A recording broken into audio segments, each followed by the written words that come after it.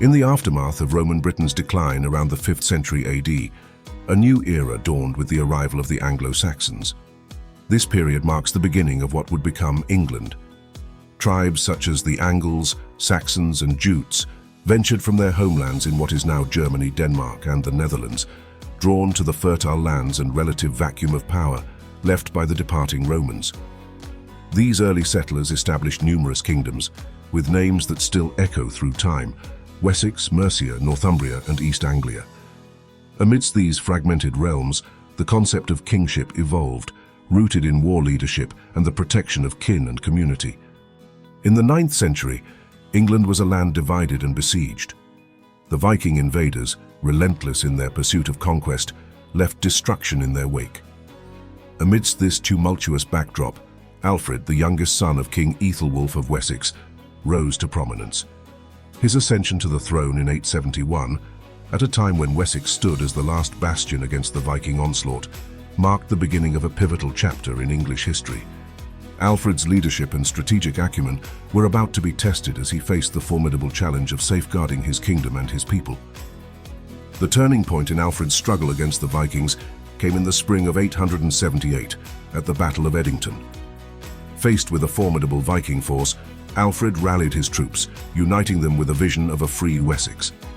The battle was fierce, a clash of cultures and wills, but Alfred's tactics and the resilience of his forces prevailed. This victory was a symbol of hope for the English people, demonstrating that the Vikings were not invincible. Alfred's success at Edington marked the beginning of the end of the Viking domination of England. Alfred the Great's vision extended far beyond the battlefield. Recognizing the importance of knowledge and wisdom in building a strong, unified kingdom, he embarked on an ambitious program of educational and legal reforms. He invited scholars from across Europe to Wessex, established schools, and ordered the translation of essential works into English, making education accessible to many of his subjects for the first time. His reforms in governance, including the codification of laws and the promotion of a more just and equitable legal system, laid the groundwork for the England we know today. Alfred's legacy as a patron of education and a lawmaker truly earned him the title, the Great. As Alfred the Great's reign drew to a close, his achievements formed the foundation of a rejuvenated Wessex and, ultimately, a united England. His victories against the Vikings, coupled with his profound contributions to education and legal reform, cemented his legacy as one of England's greatest monarchs. Alfred's death in 899 marked the end of an era, but his vision for England lived on through his descendants. His son, Edward the Elder, and subsequent rulers continued his work, furthering the cause of unity and prosperity in England. Following Alfred the Great's passing, his son Edward the Elder ascended to the throne, inheriting a kingdom still under the shadow of Viking threat. Edward embarked on a relentless campaign to continue his father's legacy, focusing on the consolidation of Anglo-Saxon territories. Through a combination of military prowess and strategic fortifications, known as strongholds, Edward reclaimed lands lost to Viking invaders and fortified the kingdom against future assaults. His efforts to unify the Anglo-Saxon kingdoms laid the groundwork for a more cohesive England, strengthening its defenses and fostering a sense of unity among its people. Aethelstan, Edward's son, ascended the throne with a vision that transcended the achievements of his predecessors. Crowned in 925, he is celebrated as the first king to rule over a unified England, a monumental milestone in the nation's history. Aethelstan's reign was characterized by both martial and diplomatic triumphs. The pivotal moment came in 927, when he claimed the title of King of the English, a clear sign of his success in unifying the disparate Anglo-Saxon kingdoms under a single crown. His victory at the Battle of Brunanburh in 937 against a coalition of Scots, Vikings, and Strathclyde Britons further cemented his rule and the unity of England. Aethelstan's diplomatic endeavors, including forging alliances through marriage, extended England's influence across Europe, laying the foundations for the nation's future prominence. The unification of England under Edward the Elder and Aethelstan was not solely a political and military achievement, but also marked a period of significant spiritual and cultural transformation. The strengthening of Christianity played a pivotal role, with the establishment of monasteries and the spread of Christian values shaping the kingdom's identity. These monastic centers became beacons of learning and education, preserving knowledge and fostering the production of illuminated manuscripts that are treasured to this day. The growth of Christianity and the establishment of a common religious identity were instrumental in uniting the people, further enriching the diverse culture of the Anglo-Saxons and setting the stage for England's evolution. As the 10th century drew to a close, the efforts of Alfred the Great, Edward the Elder, and Aethelstan to unify and strengthen England bore fruit in a kingdom that was more secure, prosperous, and culturally rich than ever before. This era of unification and growth laid the foundations for the monumental events that would shape England's history in the centuries to come. The legacy of these rulers, their victories against external threats, and their internal reforms fostered a sense of national identity and purpose. The Anglo-Saxon period, marked by the spread of Christianity and the consolidation of power, set the stage for the challenges and triumphs that awaited England, including the Norman conquest and the evolution of the English monarchy. The year 1066 marks a pivotal turning point in English history, culminating at the Battle of Hastings on October 14th.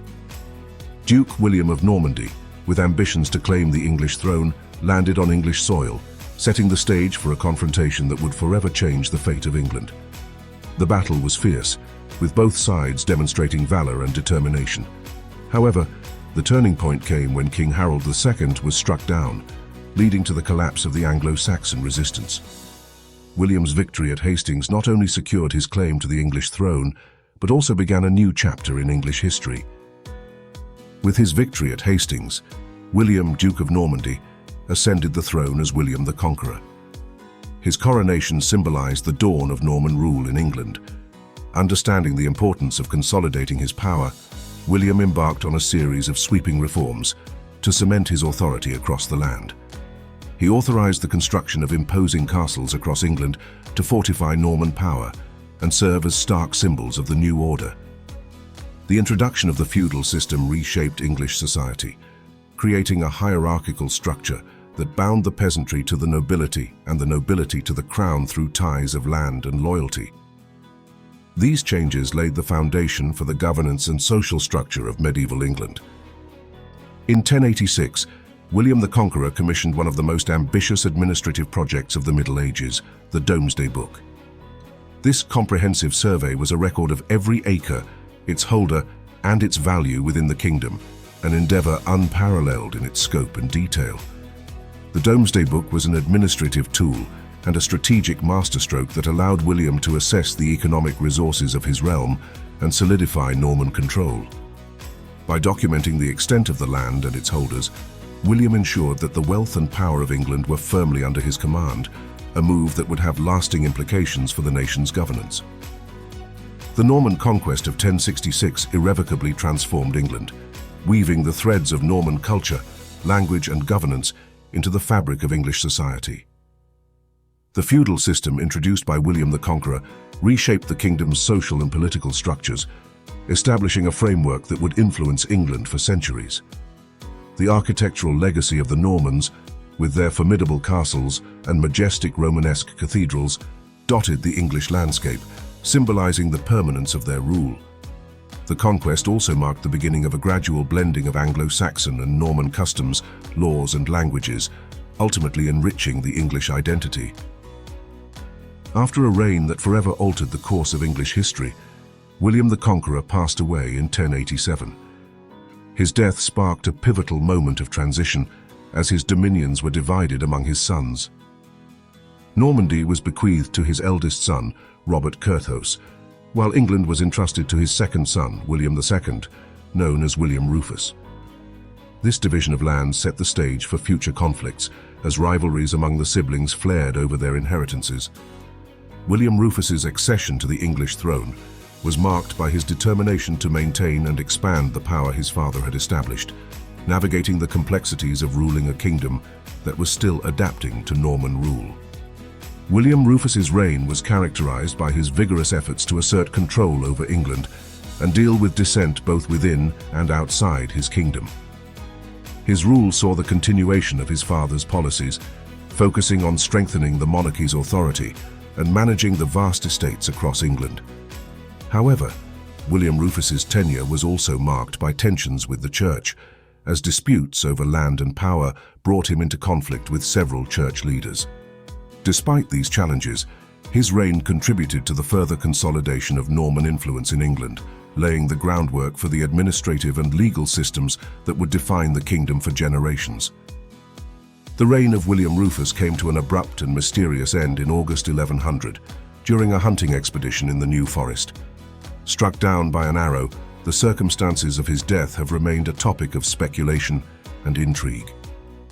In the immediate aftermath, William's younger brother Henry wasted no time in seizing the opportunity to claim the throne, quickly being crowned as Henry, the first of his name in England. Henry's ascension marked a new chapter in the Norman monarchy, as he moved swiftly to consolidate his power and address the issues that had arisen during his brother's reign. Henry I's rule would see significant developments, including efforts to mend fences with the church and the introduction of key legal reforms that further shaped the governance of England.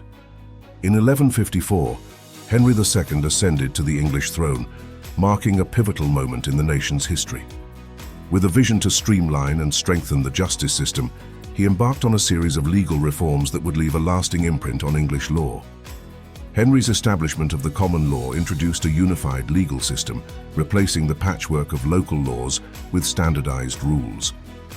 The introduction of the jury system, a revolutionary concept at the time, enabled a fairer, more objective method of resolving disputes, empowering commoners in the judicial process.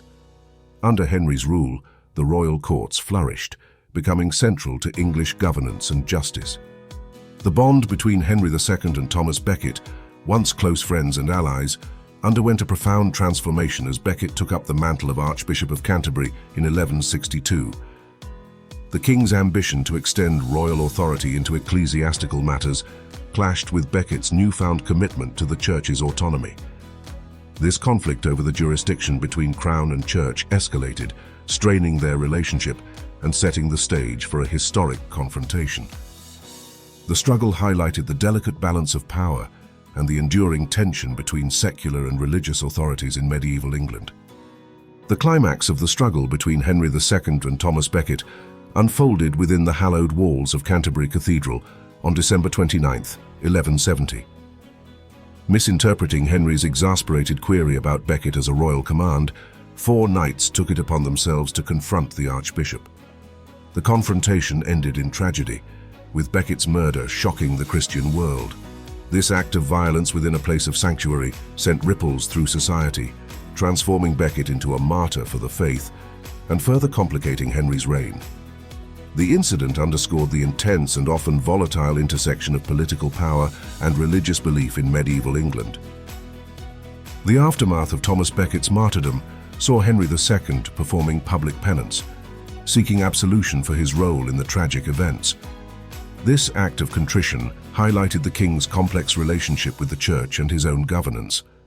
Despite the controversy, Henry's legal reforms endured, cementing the foundation of common law and influencing English jurisprudence for centuries to come.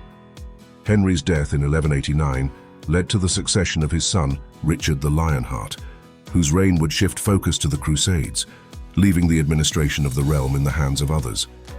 The legacy of Henry II's reign, marked by legal innovation and the tumultuous clash with the church, continued to shape the English monarchy and its governance, leaving an indelible mark on the annals of history.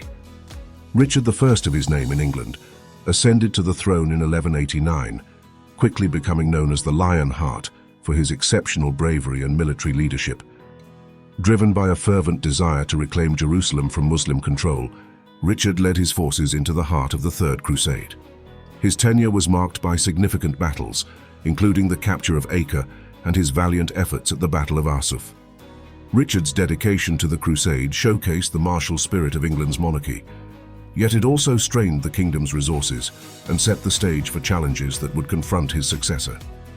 Upon Richard's death in 1199, his brother John took the throne, inheriting a realm fraught with tension and discontent.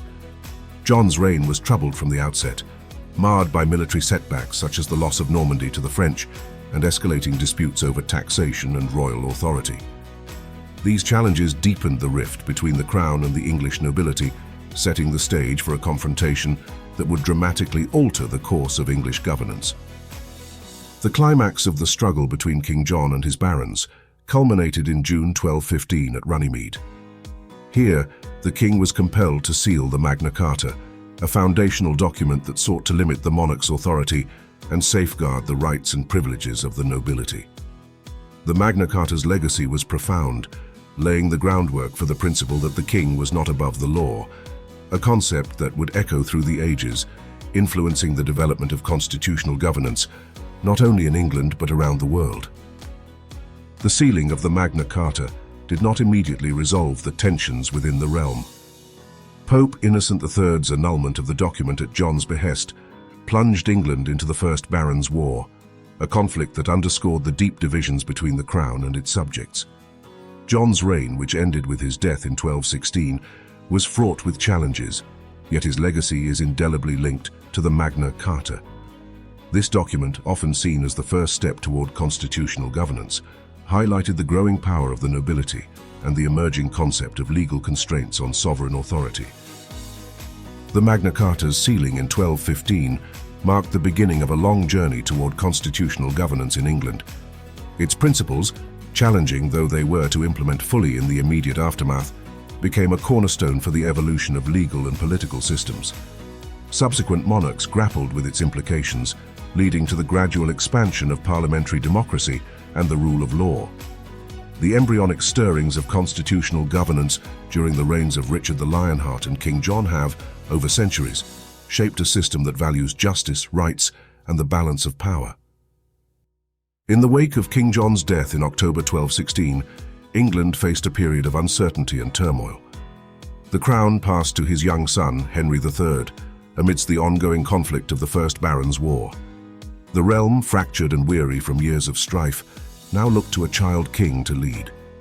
With the guidance of regents, including the steadfast William Marshal, Henry's early reign focused on consolidating power, stabilizing the kingdom, and reaffirming the commitments made in the Magna Carta, despite its previous annulment and revisions. This era was marked by efforts to heal the wounds of the past and lay the foundations for a more stable governance. As Henry III matured into his role as king, the Magna Carta underwent several reissues and amendments, each reinforcing its principles and adapting its clauses to the changing political landscape. These revisions under Henry's reign were pivotal in affirming the Magna Carta's importance as the foundation of English legal and political order.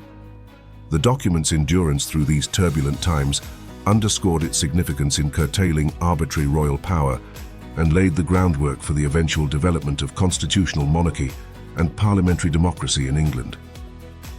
Henry III's long reign, which spanned from 1216 to 1272, was a period of significant development and occasional turmoil in England.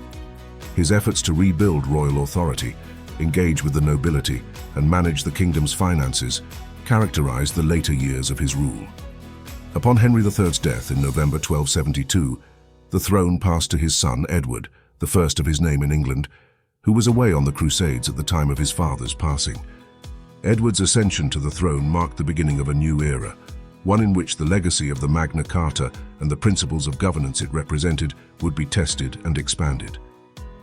Edward, the first of his name in England taking the throne in 1272, was a formidable monarch, characterized by his military prowess and determination to assert English dominance over the British Isles.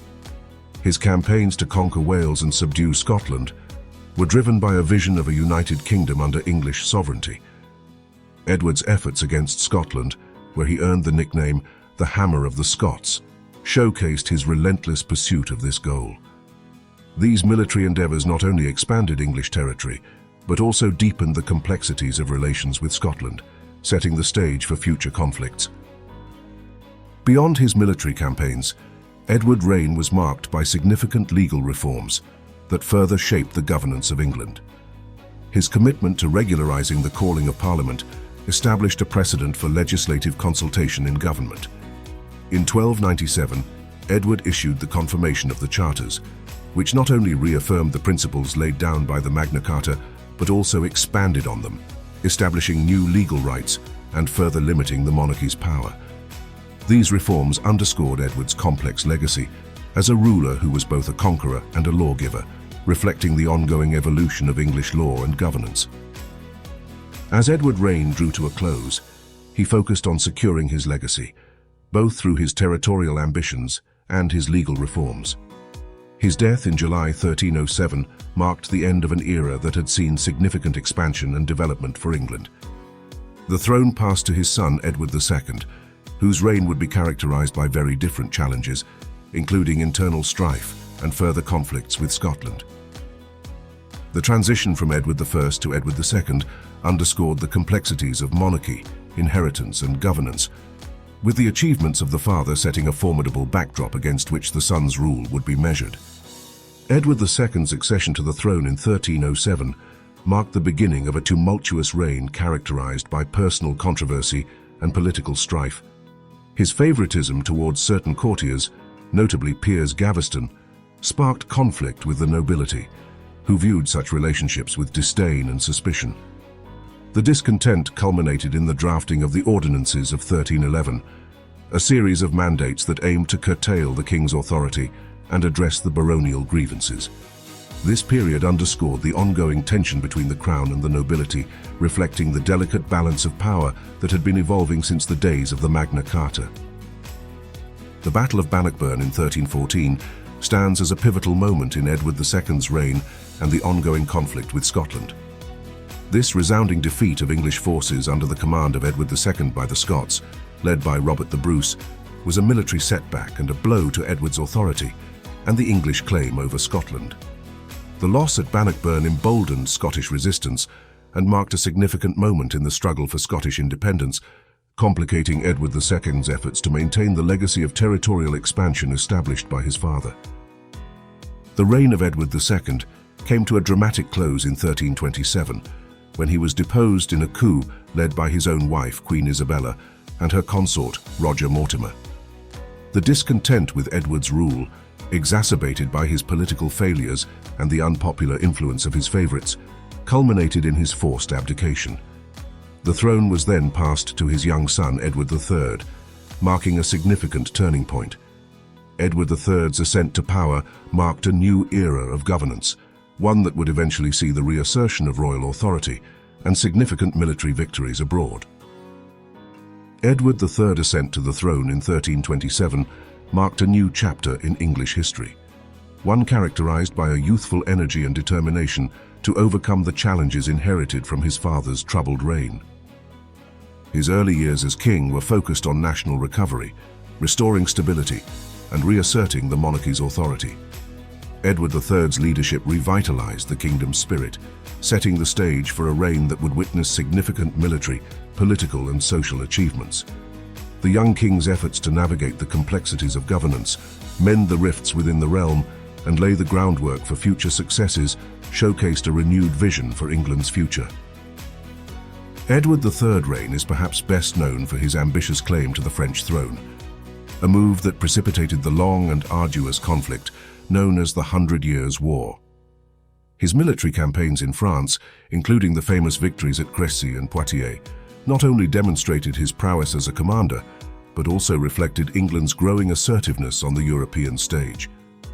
The capture of Calais served as a strategic foothold and symbolized the English crown's expanding ambitions.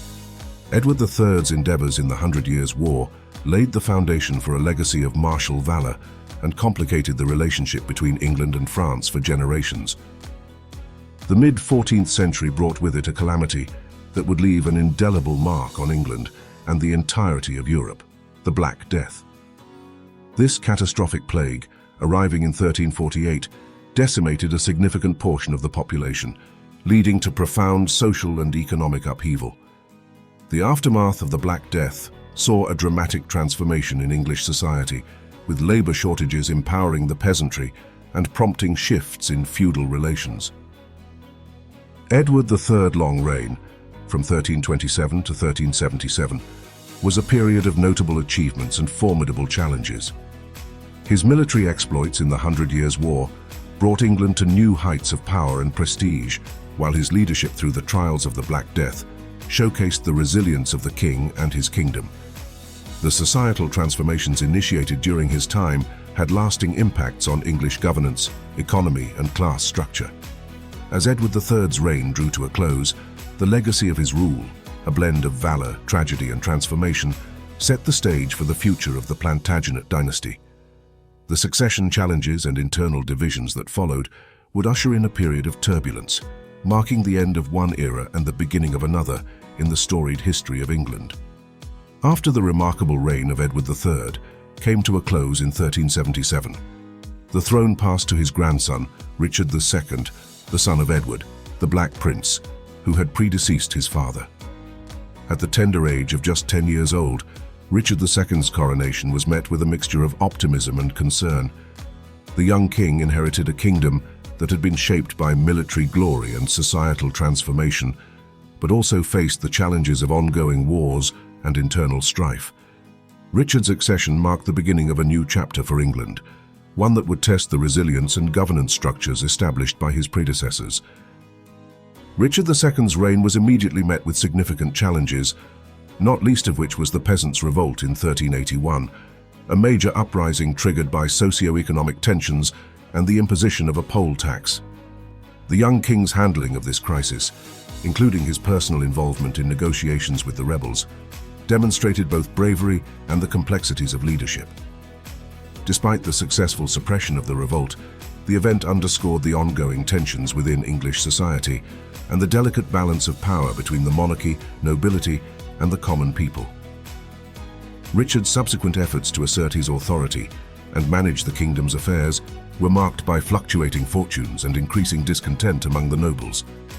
As Richard II sought to strengthen his grip on power through measures that increasingly alienated the English nobility, tensions reached a boiling point. The return of Henry Bolingbroke, the son of John of Gaunt and Richard's once exiled cousin, to claim his inheritance sparked a series of events that would lead to Richard's downfall. In 1399, faced with growing opposition and diminished support, Richard II was deposed in a coup led by Bolingbroke, who then ascended the throne as Henry IV. This marked not only the end of Richard II's troubled reign, but also the beginning of the Lancastrian dynasty, setting the stage for a new era of conflict and change within England, including the approaching storms of the Wars of the Roses.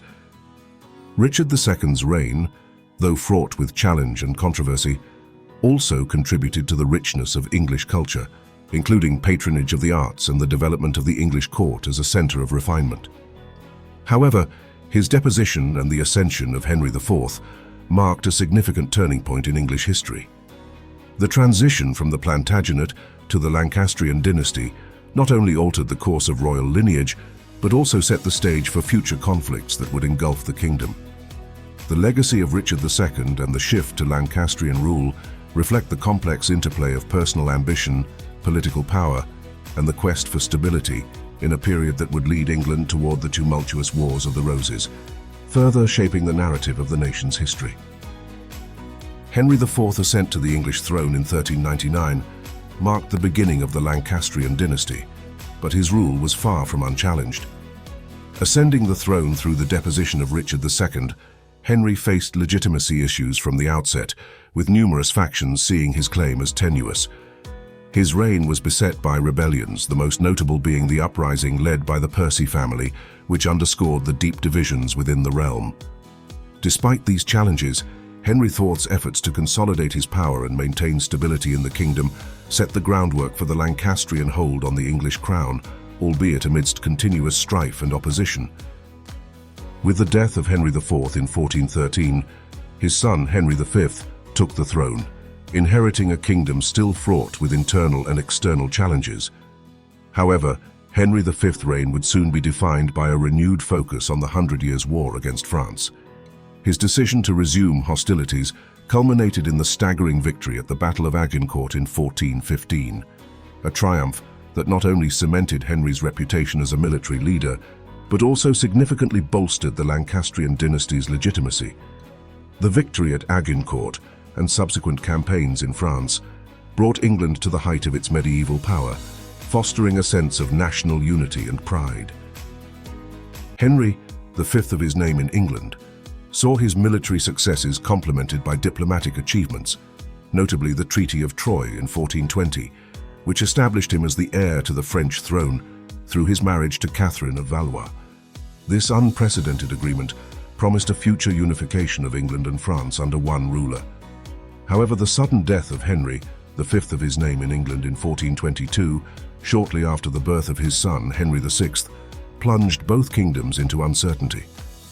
Henry VI, inheriting the thrones of both England and France as an infant, faced the monumental task of upholding his father's legacy in an era marked by ongoing conflict and the complexities of ruling dual monarchies. Henry VI's long reign, beginning in infancy, was characterized by regency and the efforts of advisors to maintain the dual monarchy.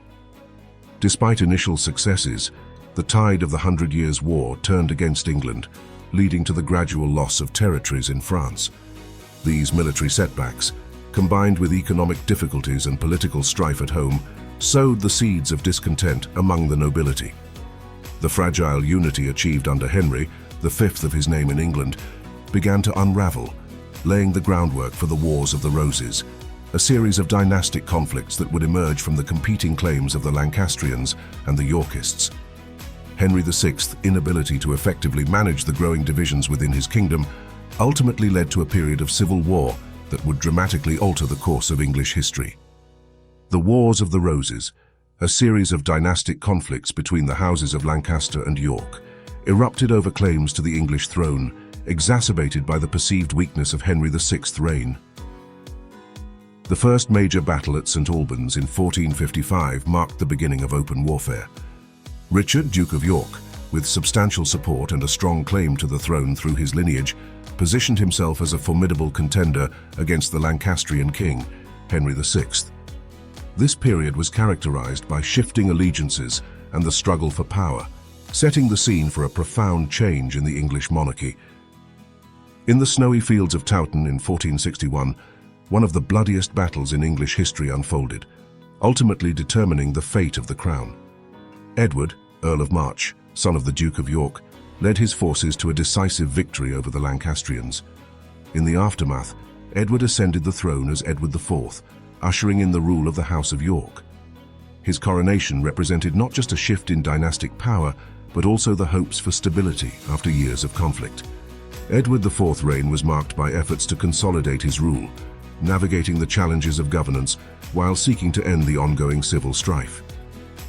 Edward IV's reign was far from peaceful, marked by internal dissent within the Yorkist ranks and opposition from remaining Lancastrian supporters. The Earl of Warwick, once an ally, turned against Edward, leading to the king's temporary overthrow and the brief restoration of Henry VI in a period known as the Readeption. This tumultuous phase underscored the fragile nature of royal authority amidst the ongoing dynastic conflict. However, Edward IV managed to reclaim the throne in 1471, reaffirming his position as king and once again altering the course of the Wars of the Roses. Following his return to power, Edward IV focused on strengthening his rule, promoting peace, and restoring order to a kingdom wearied by decades of conflict. His later years were characterized by relative stability and economic recovery, efforts that aimed to secure a lasting legacy for the House of York. However, Edward's sudden death in 1483 plunged the realm into a new period of uncertainty, with the succession in question and the future of the Yorkist dynasty hanging in the balance. The death of Edward IV opened the door to the final chapters of the Wars of the Roses, including the rise of Richard III and the eventual triumph of Henry Tudor, marking the end of the conflict and the beginning of the Tudor dynasty. In a decisive clash that would change the course of English history, the Battle of Bosworth Field in August 1485 saw Henry Tudor emerge victorious over King Richard III. This pivotal battle not only ended Richard's reign, but also concluded the turbulent Wars of the Roses, ushering in a new era under the Tudor banner. Henry VII's ascent to the throne symbolized the reconciliation of the warring houses of Lancaster and York, uniting the kingdom under his rule. His coronation as king marked the dawn of the Tudor dynasty, promising stability and a renewed sense of hope for a realm long divided by conflict.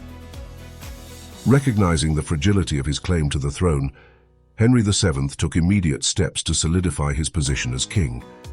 His marriage to Elizabeth of York effectively united the former rival factions, symbolizing a new era of unity and peace. Henry's astute economic measures revitalized the royal treasury, reducing the crown's dependence on the nobility and enhancing the monarchy's financial independence. Furthermore, the establishment of the Court of the Star Chamber allowed Henry to exert greater control over the nobles, curtailing their ability to challenge his authority. Through these actions, Henry VII laid the foundations for a strong, centralized monarchy, setting the stage for the prosperity and expansion of the Tudor era. With the death of Henry VII in 1509, the crown passed to his second son, Henry VIII, amid widespread national optimism. The young king inherited a kingdom at peace, with a strong monarchy and a prosperous economy, thanks to his father's diligent efforts. Henry VIII's accession to the throne was met with enthusiasm, as he embodied the hopes and aspirations of a nation eager for glory and achievement. The early years of his reign were marked by a continuation of his father's policies. But Henry VIII's rule would soon take a transformative path, leading to significant religious, political, and social changes that would forever alter the landscape of England. The ascension of the Tudor dynasty, beginning with Henry VII and continuing through Henry VIII, marked a turning point in English history. The consolidation of power under Henry VII and the early optimism of Henry VIII's reign set the stage for a period of profound transformation. The Tudors' impact on the English state, from the centralization of royal authority to the initial steps toward religious reformation under Henry VIII, laid the groundwork for modern governance and religious identity in England. Henry VII's reign, 1509 to 1547, is perhaps best known for two things: his 6 marriages and the English Reformation. His desperate quest for a male heir led to England's break from the Roman Catholic Church and the establishment of the Church of England, forever altering the religious and political landscape of the nation. The dissolution of the monasteries not only changed the fabric of English spirituality, but also allowed Henry to redistribute church wealth, bolstering the crown's coffers and influence. His marital escapades, while personal, had profound national consequences, reshaping the monarchy and its succession. Upon Henry VIII's death in 1547, his 9-year-old son, Edward VI, ascended to the throne, heralding a new chapter in England's religious history. Under the guidance of his regents, particularly the Duke of Somerset and the Duke of Northumberland, Edward's reign saw England advancing decisively along the Protestant path. Significant reforms were introduced, reshaping the Church of England's structure and worship. The promulgation of the Book of Common Prayer under Edward's reign was a landmark moment, standardizing Protestant services across the kingdom. Despite his youth, Edward VI's reign marked a pivotal period of religious transformation, laying the groundwork for the English Reformation. With Edward VI's untimely death in 1553, his half-sister Mary I ascended the throne, determined to reverse the Protestant reforms of her father and brother. Mary, a devout Catholic, moved swiftly to restore Catholicism as the state religion, repealing Edward's reforms and seeking reconciliation with the papacy. Her reign saw the restoration of Mass in Latin and the re-establishment of papal authority, marking a stark reversal of the Protestant trajectory set by Edward VI. Mary's fervent pursuit of religious restoration was seen by many as a return to tradition, but it also set the stage for conflict and persecution. Mary I's reign is indelibly marked by her efforts to root out Protestantism, leading to the persecution and execution of hundreds of Protestants accused of heresy. The burnings at the stake of prominent figures like Bishops Latimer, Ridley, and the former Archbishop of Canterbury, Thomas Cranmer, were intended to deter the spread of Protestant beliefs. However, these actions only served to deepen the religious divide in England and tarnish Mary's legacy with the nickname Bloody Mary. The attempts to enforce religious conformity through persecution would have long-lasting repercussions, entrenching divisions that would persist through subsequent reigns. Mary. The first death in November 1558 brought an end to a reign characterized by religious turmoil and conflict. Her half-sister, Elizabeth I, ascended the throne, inheriting a kingdom deeply divided by religious strife. Elizabeth's accession was met with widespread anticipation, as many hoped for a return to stability and the peaceful coexistence of different faiths. As a Protestant, Elizabeth was expected to reverse Mary's Catholic policies, but her approach was more detailed, aiming for a middle path that would eventually lead to the establishment of the Elizabethan religious settlement. Elizabeth I's reign marked the beginning of a golden age for England, defined by religious reform, cultural flourishing, and the strengthening of the nation on the world stage. Elizabeth I's reign, which lasted from 1558 until her death in 1603, was a golden age for England, characterized by naval triumphs, cultural renaissance, and religious establishment. However, Elizabeth's decision never to marry or name an heir left the succession in question. Her death marked the end of the Tudor dynasty, a period that had seen England transform into a major world power and a center of arts and exploration. The question of who would succeed Elizabeth loomed large over her final years, with the throne ultimately passing to the closest legitimate relative, her cousin James VI of Scotland. In 1603, the crowns of Scotland and England were united under James VI of Scotland, who ascended the English throne as James, the first of his name in England, establishing the Stuart dynasty. This union of the crowns was a significant moment in the history of the British Isles, bringing together two kingdoms that had been historically rivals. James I's accession promised a new era of unity and peace, with aspirations for a closer integration of Scotland and England under his rule.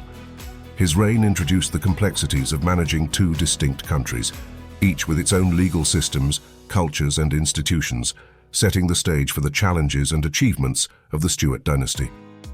James I faced numerous challenges as he sought to govern his new united realm. Religious tensions were a constant issue as James attempted to steer a middle course between the demands of Catholics, Anglicans, and growing Puritan factions. The Gunpowder Plot of 1605, an attempt by Catholic conspirators to assassinate the king and parliament, underscored the deep-seated divisions within the kingdom. James's commitment to producing the King James Bible was a significant achievement, aiming to provide a definitive English translation for Anglican worship. However, his reign was also marked by frequent conflicts with Parliament over issues of finance and the scope of royal authority, foreshadowing the political struggles that would dominate the Stuart period. James I's efforts to promote peace and stability, both at home and abroad, were hallmarks of his reign. His diplomatic endeavors, particularly the marriage of his children into European royal families, were aimed at securing England's position on the continental stage. Despite the controversies and challenges of his rule, James I's legacy was one of cultural enrichment and partial political union of his kingdoms. His death in 1625 brought his son Charles I to the throne, a king who would inherit the unresolved tensions of his father's reign. Charles I's ascension signaled a continuation of the Stuart dynasty's complexities, setting the groundwork for a period of profound turmoil and transformation in England, which would eventually lead to civil war and a temporary end to the monarchy. Charles I ascended the throne in 1625, inheriting a kingdom fraught with political and religious divisions. His staunch belief in the divine right of kings and his attempts to rule without parliament set him on a collision course with elected representatives. The refusal to concede to parliamentary demands for reforms and the imposition of taxes without consent deepened the rift, leading to a series of confrontations that would ultimately push England towards civil conflict. The early years of Charles's reign were marked by these escalating tensions, foreshadowing the turmoil that would engulf his kingdom. The refusal of Charles I to address the grievances of Parliament and his subsequent attempts to arrest parliamentary leaders in 1642 ignited the English Civil War. England was divided, with royalists rallying to the king's banner and parliamentarians assembling forces to challenge his authority. The war was characterized by several pivotal battles, including Edgehill and Naseby, where the fate of the nation was contested with sword and musket. The conflict was not merely a military confrontation, but a fundamental dispute over the nature of governance and the limits of royal power. In a dramatic culmination of the Civil War, Charles I was captured, tried, and convicted of treason against his own people. The trial, a groundbreaking event in history, challenged the long-held notion of the monarch's divine inviolability. Charles's execution in January 1649 outside the banqueting house in Whitehall was not only a personal tragedy for the king, but also a profound moment for the nation, signaling the temporary abolition of the monarchy. The execution of a reigning king by his subjects marked a turning point, demonstrating the evolving concept of power and accountability. Following the execution of Charles I, England entered a period of republican governance under the Commonwealth, with Oliver Cromwell emerging as the de facto ruler. As Lord Protector, Cromwell instituted a regime marked by strict Puritan moral codes and a powerful military presence. His rule saw significant military campaigns aimed at consolidating control over Ireland and Scotland, often with harsh consequences for those regions. Cromwell's governance fundamentally altered the political and social landscape of the British Isles, enforcing a level of central authority previously unseen, but also laying the groundwork for future conflicts over the nature of English governance. The death of Oliver Cromwell in 1658 and the subsequent instability within the Commonwealth regime led to a growing consensus among the English populace and political figures that a return to monarchy might restore stability and order. The pendulum of English governance swung once again, culminating in the restoration of the monarchy in 1660 with the return of Charles II, son of Charles I, to the throne. Charles II's return was met with widespread relief and celebration, marking the end of a tumultuous period in English history. The restoration did not simply signify the re-establishment of the monarchy, but also the beginning of a new era in which the experiences of the Civil War and the Commonwealth would profoundly shape the relationship between the Crown and Parliament. Charles II's reign, often referred to as the Restoration era, was characterized by a conscious effort to heal the wounds left by the Civil War and Cromwell's rule. Embracing a spirit of tolerance and pragmatism, Charles II sought to stabilize English society, encouraging the flourishing of arts and culture that had been suppressed under the Commonwealth. The reopening of theatres and patronage of the arts signaled a return to vibrancy and creativity. Yet Charles's reign was not without its challenges, including navigating the delicate balance of religious tensions and managing relations with powerful neighbors like France and the Netherlands. His ability to maintain stability amidst these complexities underscored the complex legacy of the Restoration period. Restoration England was also a time of significant political evolution, marked by the birth of the Whig and Tory parties, reflecting the kingdom's emerging parliamentary democracy. Charles II's adept, though occasionally contentious, interactions with Parliament showcased the shifting dynamics of power and governance. This period, however, was also marked by adversity, most notably the Great Plague of 1665 and the Great Fire of London in 1666, which brought devastating loss but also opportunities for rebuilding and renewal. Through these trials, London and its citizens displayed remarkable resilience, shaping the capital into a modern city. The latter part of Charles II's reign was dominated by the Exclusion Crisis, a period of intense political and religious debate over the succession. Concerns over the potential return of a Catholic monarchy, with Charles's brother James, Duke of York, as his heir, led to efforts to exclude James from the line of succession. The crisis underscored the deep religious divisions within the kingdom and reflected the enduring impact of the Civil War on English politics and society. The debate over succession and the role of monarchy in governance highlighted the evolving nature of English constitutionalism and the continued struggle for a balance between royal authority and parliamentary power. The Restoration era under Charles II left a lasting legacy on England, contributing significantly to the nation's cultural renaissance, political landscape, and modern identity.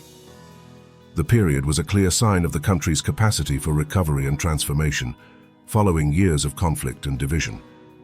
However, Charles II's death in 1685 and the succession of his brother James II, a Catholic, reignited old fears and tensions, foreshadowing further strife. James II's ascension to the throne marked the beginning of a new chapter in England's history, one that would soon lead to the Glorious Revolution and the establishment of constitutional monarchy. The transition from Charles II to James II exemplifies the continuous interplay between tradition and change, authority and liberty, that has defined England's storied past. After Charles II passed away in 1685 without any legitimate heirs, his brother James II ascended to the throne, marking the transition of power. This shift continued the Stuart lineage's rule over England, but introduced a period fraught with tension and uncertainty due to James II's open Catholic faith. The country, predominantly Anglican, was apprehensive about the return of a Catholic monarch, given the religious strife that had plagued England for decades. James II's reign was characterized by his attempts to promote Catholics to positions of power within the government and military, actions that stirred fears of a Catholic resurgence and a potential alignment with Catholic France under King Louis XIV. James II, taking the throne in 1685, sought to reshape the religious landscape of England by advocating for tolerance towards Catholics and dissenters. His policies, however, were met with suspicion and resistance from a kingdom deeply wary of Catholic dominance. The king's overt favoritism towards Catholics, seen in key appointments within the army and government, exacerbated fears of a shift back to Catholic rule, reminiscent of the reign of Mary I. This tension set the stage for widespread discontent, paving the way for one of the most significant events in English history, the Glorious Revolution. In 1688, alarmed by James II's actions and fearing the establishment of a Catholic dynasty, a group of Protestant nobles took the unprecedented step of inviting William of Orange, a staunch Protestant and nephew and son-in-law of James II, to invade England. William, seeing both a personal and political opportunity, prepared a formidable fleet and army, setting sail from the Netherlands. His arrival was anticipated by many as a means to restore Protestant governance and ensure the continuation of traditional English liberties threatened under James's rule. The Glorious Revolution unfolded with dramatic swiftness as William of Orange landed in England in November 1688. Facing minimal resistance and welcomed by defectors from James's own army, William advanced towards London. James II, finding himself deserted by many of his supporters and even members of his own family, attempted to flee to France. His capture and subsequent release underscored the inevitability of his abdication.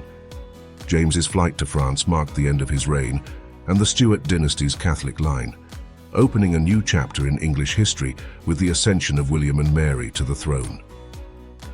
With the abdication of James II, William III, alongside his wife Mary II, James II's Protestant daughter, ascended to the English throne, marking the beginning of a joint reign characterized by constitutional changes that would have a lasting impact. The Declaration of Rights, drafted and presented to the new monarchs in 1689, set forth the principles that would guide English governance henceforth, including the prohibition of royal interference in parliamentary matters and the affirmation of regular sessions of Parliament. This pivotal document, later known as the Bill of Rights, solidified the shift towards a constitutional monarchy, significantly restricting the powers of the Crown and laying the foundation for modern democratic governance. Upon the death of William III in 1702, Anne ascended to the throne, becoming the second monarch of the House of Stuart to rule after the Glorious Revolution. Her accession was met with general approval, as Anne was both Protestant and domestically inclined, contrasting with William's Dutch origins and military preoccupations. Queen Anne's reign was characterized by her determination to secure the Protestant succession, a significant concern of the era, and her efforts towards the political unification of England and Scotland, an ambition realized with the Act of Union in 1707, creating the Kingdom of Great Britain.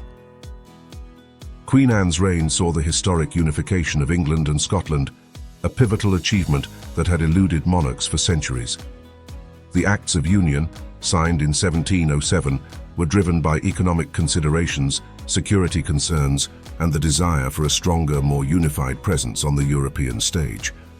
While the Union faced opposition and challenges from both English and Scottish factions, it laid the foundations for a new, united kingdom, enhancing its ability to compete with major powers across Europe. The creation of Great Britain under Anne's reign marked a defining moment in the island's history, shaping its future as a unified state. Under Queen Anne, Great Britain played a central role in the War of Spanish Succession, a conflict that tested the young Union's military and diplomatic mettle. Anne, although not a military leader herself, supported the efforts of her generals, most notably John Churchill, the Duke of Marlborough, whose victories at battles like Blenheim significantly enhanced Britain's influence and territorial holdings in Europe.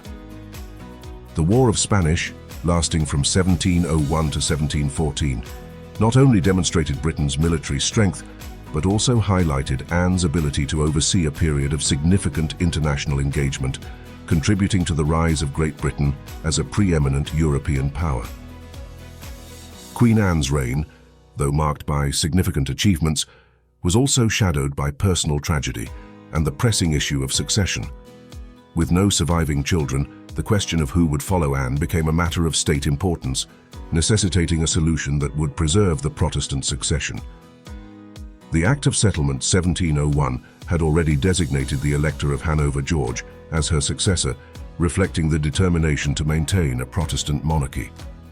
Anne's death in 1714 thus ushered in the Hanoverian era as George I ascended the throne, ensuring the continuation of Protestant rule and beginning a new chapter in British history. After the death of George I in 1727, the throne passed smoothly to his son, George Augustus, who became King George II of Great Britain. This transition marked the continuation of the Hanoverian dynasty, established by the Act of Settlement 1701, which ensured a Protestant line of succession following the death of Queen Anne. George II's accession to the throne was part of the established succession plan, reflecting the stability and continuity desired by the British monarchy after years of religious and dynastic turmoil. Upon the death of his father in 1727, George Augustus ascended the throne as George II, continuing the Hanoverian dynasty's rule over Great Britain. His reign would come to reflect the complexities of an evolving political system, where the powers of the monarchy were increasingly balanced by the rise of parliamentary governance and the emerging role of the Prime Minister. George II's coronation was a ceremonial passage of power. It represented the ongoing adaptation of the British monarchy to the realities of constitutional monarchy within a rapidly changing world. George II's reign was marked by significant military engagements, most notably the War of the Austrian Succession, which saw Britain entangled in continental affairs. The king's personal leadership at the Battle of Dettingen in 1743 underscored his commitment to Britain's military and diplomatic standing in Europe. These conflicts, while demonstrating Britain's martial prowess, also highlighted the growing complexity of international alliances and the financial burdens of warfare, shaping the nation's foreign policy and defense priorities for decades to come. Domestically, George II's reign witnessed the continued expansion of the British Empire, with significant advancements in trade, colonization, and the consolidation of power both at home and abroad. The decisive victory at the Battle of Culloden in 1746 quashed the Jacobite threat, ensuring the stability of George II's rule and the Hanoverian succession. This period of expansion and consolidation laid the foundations for the British Empire's rise to global dominance, influencing economic policies, colonial administration, and military strategy. The death of George II in 1760 marked the end of an era and the beginning of a new chapter, with his grandson George III taking the throne. The transition reflected the enduring stability of the Hanoverian succession, despite personal tragedies within the royal family, such as the premature death of George II's son, Frederick. George III's long reign would witness profound changes, including challenges to monarchical authority, the loss of the American colonies, and the early stirrings of the Industrial Revolution. George II's legacy, therefore, is one of both continuity and the setting of the stage for the transformative events that his successor would face. After the long reign of George III, who was king from 1760 to 1820, the throne passed to his son, George IV. George III's later years were marked by periods of mental illness, and his son served as Prince Regent from 1811, effectively ruling in his stead due to the king's incapacity. This period, known as the Regency era, was characterized by notable cultural and architectural developments, as well as significant social and political changes. Upon George III's death in 1820, the Prince Regent ascended the throne as George IV, continuing the Hanoverian lineage. The Regency era, presided over by the future George IV as Prince Regent, was a period of extraordinary cultural and architectural innovation in Britain. Marked by the flourishing of the arts, literature, and neoclassical design, the era saw the construction of landmarks such as the Royal Pavilion in Brighton and the remodeling of Buckingham Palace. Upon the death of George III in 1820, after 6 decades on the throne, his son officially became George IV. His accession was seamless, owing to his significant experience as regent during his father's periods of illness. George IV's reign began against the backdrop of these cultural achievements, as well as the challenges left by the economic and social changes of his father's tenure. George IV's reign continued the cultural and architectural patronage of his regency years, cementing his legacy as a patron of the arts and an arbiter of taste. However, his personal life and extravagant spending were often sources of public criticism and controversy. Despite these controversies, George IV's reign saw important legislative milestones, including the passage of the Catholic Emancipation Act in 1829, which expanded religious freedoms and reduced sectarian tensions in Britain and Ireland. His rule reflected the complexities of leading a nation through a period of significant change, balancing the achievements of his cultural contributions against the backdrop of political and social upheaval. With George IV's death in 1830, the crown passed to his younger brother, William IV, marking another transition within the Hanoverian dynasty. Unlike his predecessor, William IV was known for his more modest lifestyle and practical approach to monarchy. Coming to the throne at a time of increasing calls for political reform, William IV's reign would be closely associated with the passage of the Reform Act of 1832, a landmark piece of legislation that expanded the electoral franchise and began the process of modernizing the British parliamentary system. William IV's accession to the throne thus heralded a period of significant political change, setting the stage for the eventual ascension of Queen Victoria and the dawn of a new era in British history. After the reign of William IV, who had no surviving legitimate children, the throne passed to his niece Victoria, marking a significant transition in British history. William IV died in 1837, and Victoria, the daughter of Prince Edward, Duke of Kent and Strathearn, the fourth son of King George III, ascended the throne. Her accession marked the beginning of the Victorian era, a period of industrial, cultural, political, scientific and military change within the United Kingdom, and was also associated with the height of the British Empire. In June 1837, the young Princess Victoria became Queen at just 18 years old, marking the start of a new chapter in British history. Her accession was met with a mix of anticipation and optimism as the nation stood on the brink of profound social and economic change. Victoria's youth and energy brought a renewed vigor to the monarchy, contrasting with the older generations of Hanoverian rulers. The dawn of the Victorian era promised not just a shift in leadership, but also the potential for progress and reform in a rapidly evolving world. The early years of Queen Victoria's reign were characterized by her determination to establish herself as a capable and independent ruler, free from the controlling influences of her upbringing. Her close relationship with Prime Minister Lord Melbourne played a crucial role in her political education, guiding her through the complexities of governance and parliamentary politics. These formative years were instrumental in shaping Victoria's approach to her role as monarch, emphasizing the importance of duty, service, and a keen understanding of the responsibilities that came with the crown. Queen Victoria's marriage to Prince Albert in 1840 marked the beginning of one of history's most famous royal partnerships. Albert quickly became Victoria's most trusted advisor and confidant, influencing the Queen and the country in areas ranging from social reform to the arts and sciences. Together, they embodied the values and aspirations of the age, championing progress and innovation while navigating the challenges of an empire that was expanding across the globe. Their union not only strengthened the monarchy, but also left a lasting legacy on the British cultural and political landscape. The Victorian era, spanning over 63 years of Queen Victoria's reign, was a period of remarkable transformation for Britain and its empire. Under Victoria's rule, Britain experienced unprecedented industrial growth, advances in science and technology, and significant social reform. The expansion of the British Empire during this time cemented Britain's status as the world's leading power, with Victoria herself becoming a symbol of imperial might and progress. Her legacy, and that of the era that bears her name, continues to influence Britain's national identity, reflecting both the achievements and the complexities of an age that laid the foundations for the modern world.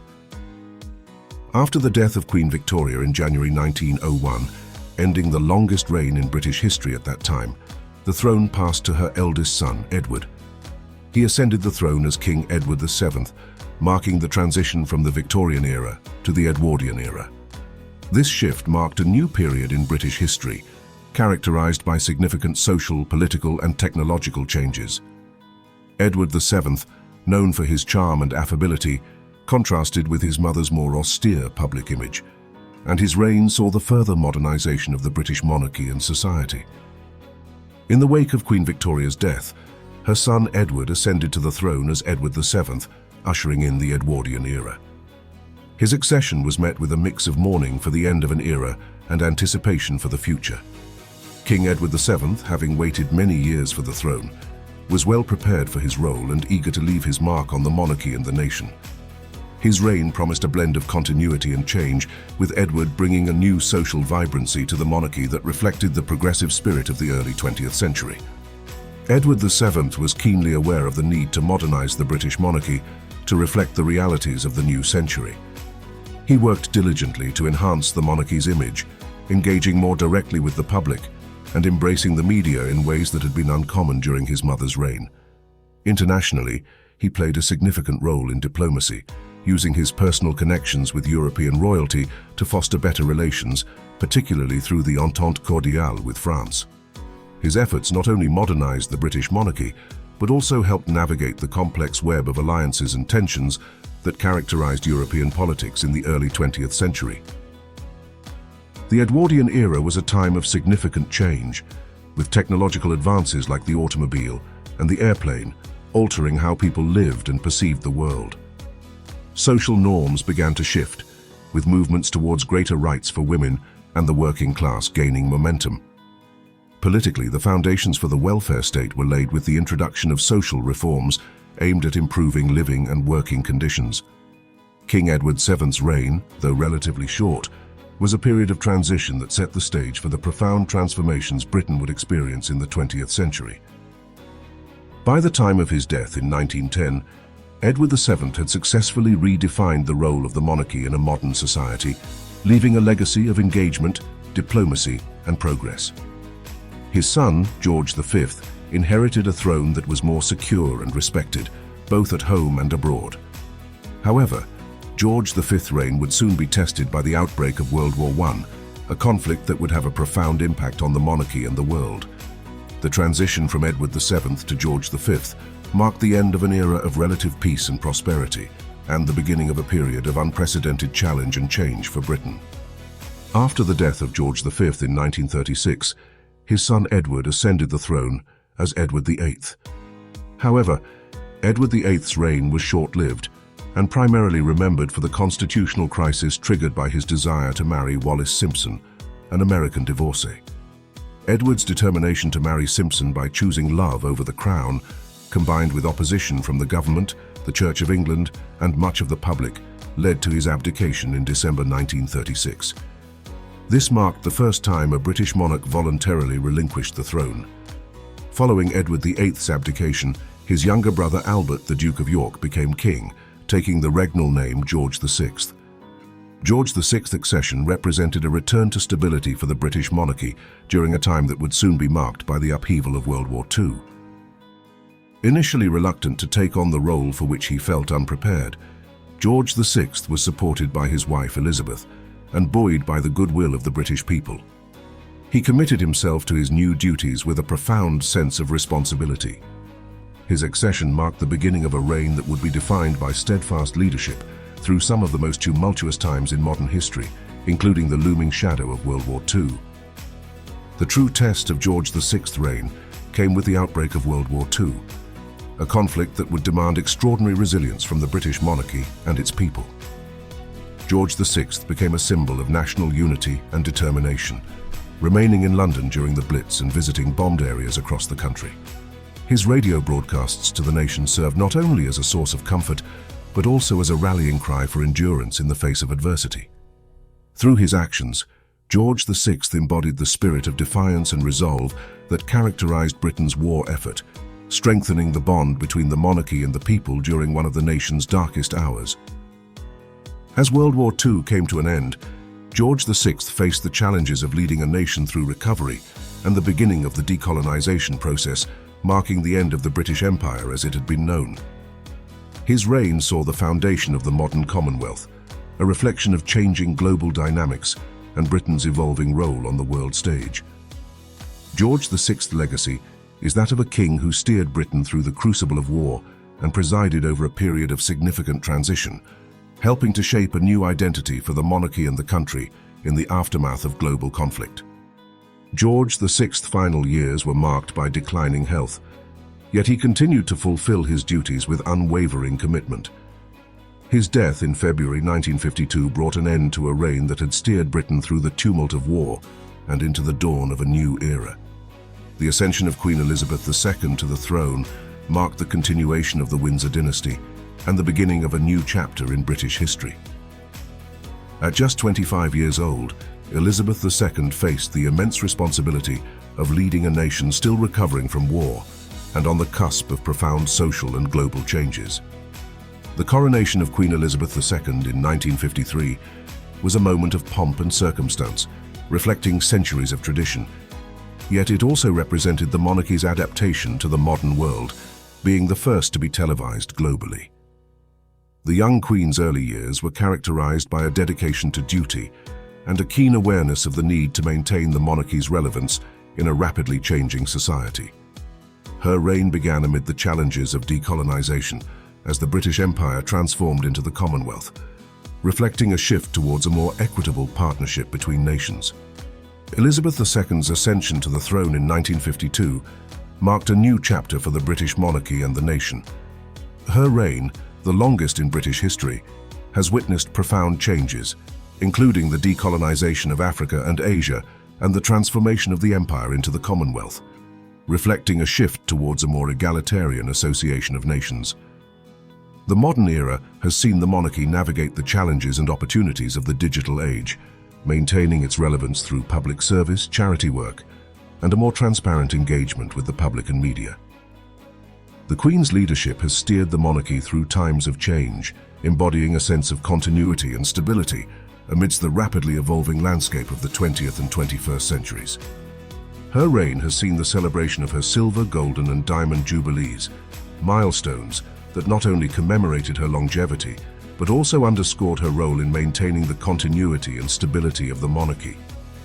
Through her numerous international tours and public engagements, Elizabeth II has worked to strengthen the bonds of the Commonwealth, while her leadership has guided the monarchy's adaptation to the digital age, ensuring its continued relevance and connection with people across the world. As Queen Elizabeth II becomes the longest reigning monarch in British history, her legacy is defined by her unwavering dedication to service, her ability to adapt to change, and her steadfast presence through the nation's triumphs and trials. Her reign has been a reflection of the enduring importance of the monarchy in British society and its ability to evolve with the times. Elizabeth II's leadership has ensured that the monarchy remains a symbol of unity, history, and national identity, even as it navigates the complexities of the modern world. Her legacy will undoubtedly influence the monarchy for generations to come, reflecting a life of unparalleled service and commitment to her people. Following the remarkable reign of Queen Elizabeth II, who passed away on September 8, 2022, at Balmoral Castle in Scotland at the age of 96, her eldest son ascended to the throne as King Charles III. His reign marked a pivotal moment in British history, as the monarchy transitioned from one era to another. King Charles III inherited not only the crown, but also the weight of tradition, responsibility, and the nation's collective memory. As the world watched, Charles embraced his role with a sense of duty and reverence. His reign echoed the values instilled by his mother, the same unwavering dedication to service, adaptability, and steadfastness. The monarchy, an institution steeped in centuries of history, continued to evolve under his leadership. His commitment to the people mirrored Elizabeth II's legacy. From state functions to community engagements, King Charles III carried forward the tradition of being a visible presence, a reassuring figure during times of triumph and trials. His speeches echoed her wisdom, emphasizing continuity and resilience. The monarchy, once questioned for its relevance, found renewed purpose. King Charles III championed causes close to his heart: environmental conservation, mental health awareness, and education. His consort, Queen Camilla, stood by his side, embodying grace and compassion. As the years passed, the British people witnessed a monarchy that adapted without compromising its essence. The coronation ceremony, steeped in tradition, blended seamlessly with live-streamed events and social media updates. The royal family remained accessible yet enigmatic, a delicate balance that Charles mastered. And so the legacy continued, a torch passed from one sovereign to the next. King Charles III's reign became a chapter in the ongoing saga of Britain, a reflection of the enduring importance of the monarchy.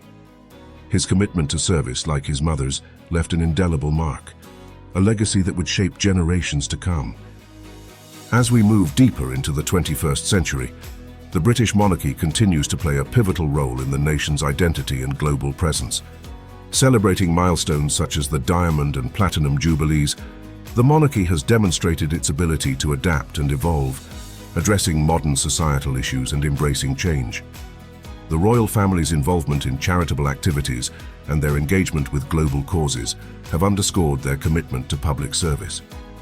Amidst debates on the monarchy's future role, its enduring presence highlights a fascinating blend of tradition and modernity, reflecting the complexities and contrasts of contemporary British society.